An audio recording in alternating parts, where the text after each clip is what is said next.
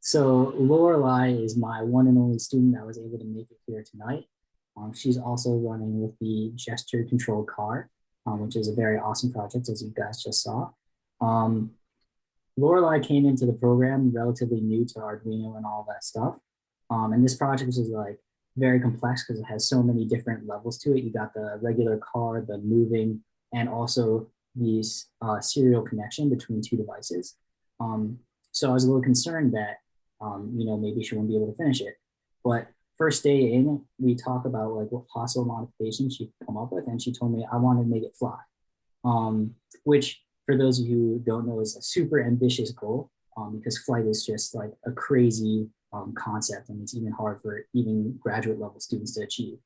So right then, I knew if that was her modification that she was shooting for, that she would have what it takes to get all the way to the end of this challenging product. And 3 weeks later, here she is with a finished product, and I'm very, very excited to introduce her. So Lorelei, would you like to present your project? Yeah, of course. Hello, I'm Lorelei, and I'm an incoming sophomore at Arlington High School, and my project is also the gesture control robot. Here's a video demonstration.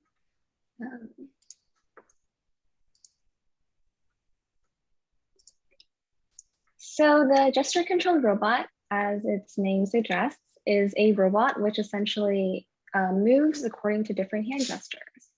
It is composed of three main components: the motor driver, the accelerometer, and the ESP32s. The accelerometer is the main device which measures and determines the orientation of your hand, and it's connected to the sender ESP. The accelerometer values is transmitted from the sender ESP to the receiving ESP on the robot, which moves the car accordingly. I think the reason why I chose this project was because the idea of being able to control a robot wirelessly without the use of like controllers or buttons, etc., was extremely interesting to me.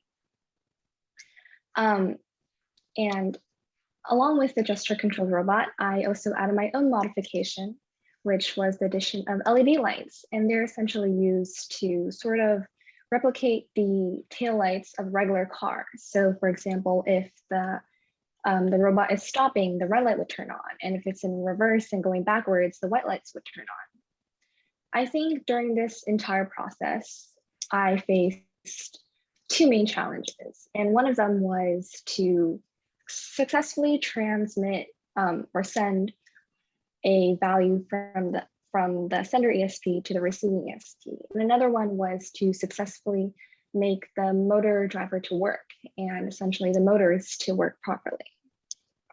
As well as facing many challenges, I also learned a lot of lessons throughout this entire process. As I was fairly new to Arduino and software programming and development, I learned how to use it and how to code. I learned about the different components of my car and how to control it using coding and how to troubleshoot as well. And overall, I think this experience has made me more interested in engineering. I think being able to design a product, design a robot, and add modifications to make it do what I want it to do has made me more interested in mechanical engineering. Thank you. Any questions? Yeah, I got one for you. So given another student that may be in the same shoes as you that has not so much experience with Arduino when they're first starting out a new project, how would you recommend they go about like accomplishing, teaching themselves everything they need to know to achieve this project? I think for me, when I was just starting to research what Arduino was and how to code, I think one of the biggest things that helped me was probably researching online and looking through the example codes which are provided in Arduino. Those looking at those and figure out what they did really helped me create my own code for the gesture control car.